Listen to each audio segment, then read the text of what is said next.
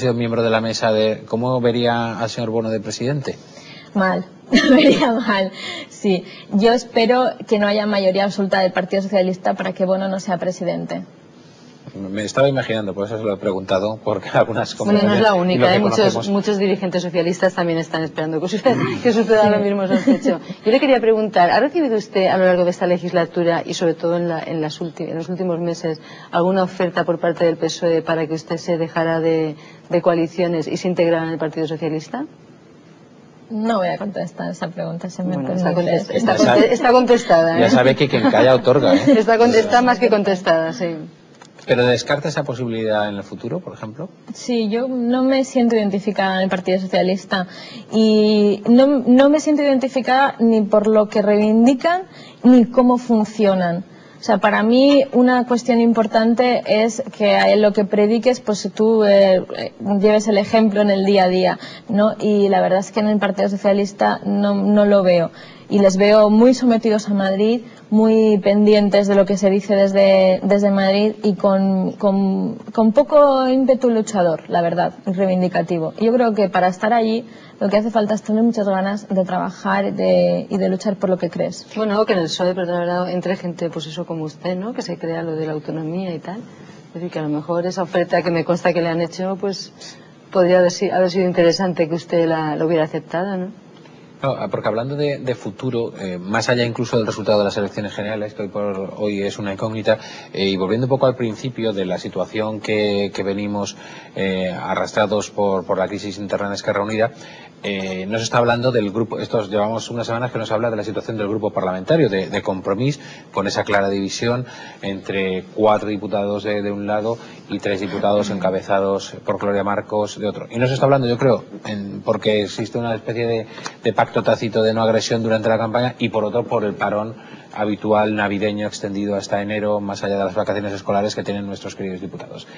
Dicho esto, cuando pase el día 10 de marzo, sea cual sea el resultado en estas generales, ¿usted personalmente también se va a volcar con esos 4 diputados que conforman la mayoría del grupo parlamentario? ¿Esa va a ser la base de futuro para esta coalición, para este compromiso, para Iniciativa, para el acuerdo con Bloc y Verds? Esa es, junto con numerosos ayuntamientos, concejales, gente que está en esta línea de trabajo, que formaron parte de Compromís, y precisamente allá donde hubo Compromís, donde hubo acuerdo entre Bloc y Esquerra Unida y el acuerdo de Compromís, son los que ahora mismo son concejales, porque donde no lo hubo nos hemos quedado fuera de las instituciones. Es decir, que el acuerdo fue la suma lo que hizo que hubiera representación. Y toda esa gente ahora está en el proyecto Bloc Iniciativa Verds como proyecto de futuro, con ilusión y con ganas de trabajar. Entonces tenemos alcaldes, tenemos concejales, tenemos el grupo en las Cortes y tendremos una diputada en el Parlamento.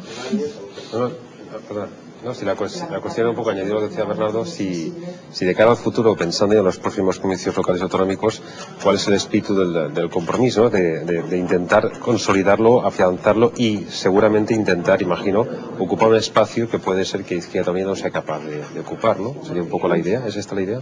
Desde luego, para las próximas elecciones en el 2011 estaremos juntos, Bloc Iniciativa Verds, porque esto es un acuerdo de futuro, es un acuerdo estable, donde no hay una fusión, porque los partidos son distintos, tienen su vida propia, tienen sus debates internos distintos, pero con trabajo en equipo, con trabajo de futuro y estamos poniendo eso, las primeras construcciones de un proyecto que yo creo que va a ser muy relevante y que va a cambiar el panorama del país valenciano. Sí, pero yo quiero preguntarle, el Bloc, por ejemplo, es la tercera fuerza política a nivel de concejales en el país valenciano. Sí. Entonces, claro, estamos hablando de una fuerza muy potente. A este nivel, ¿cómo ven la posibilidad de gestionarlo bien a nivel local? Porque es justamente el terreno donde el Bloc siempre ha tenido una gran fuerza electoral. ¿Tiene algún...?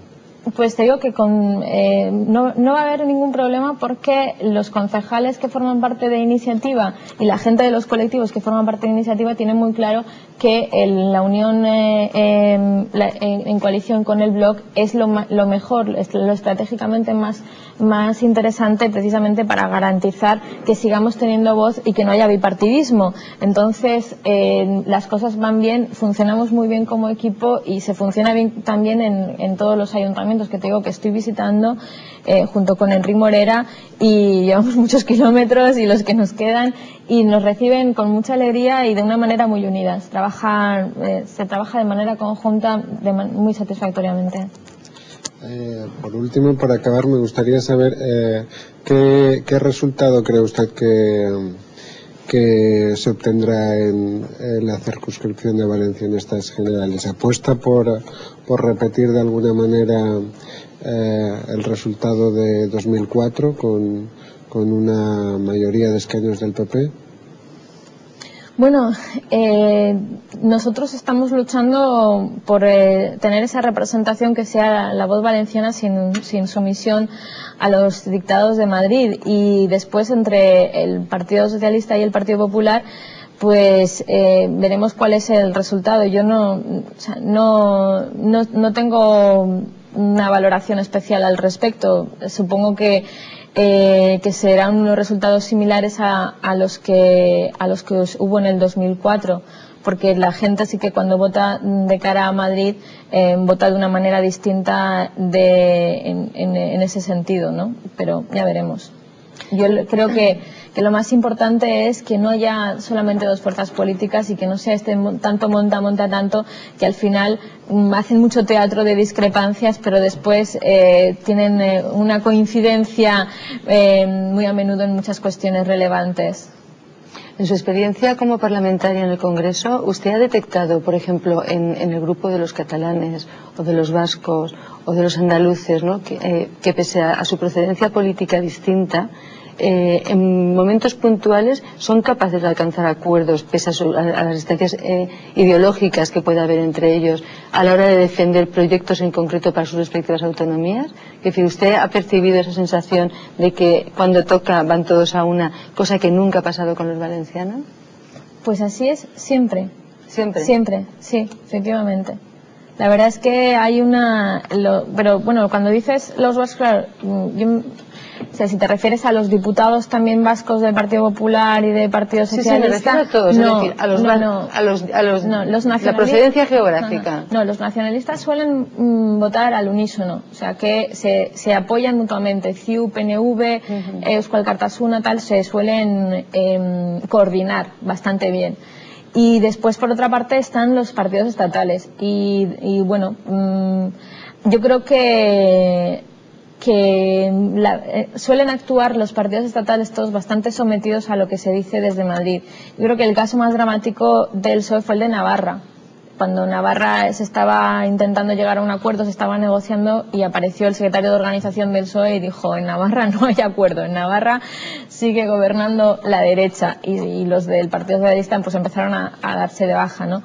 Creo que suelen irrumpir, y el único que actúa de una manera más separada, más independiente, es el PSC, que tienen su propia coordinación. Una última cuestión, que estamos casi acabando. Hemos hablado en todo momento de lo que haría Isaura Navarro, lo que haría esta coalición del Bloque Iniciativa Verds en caso de obtener el escaño.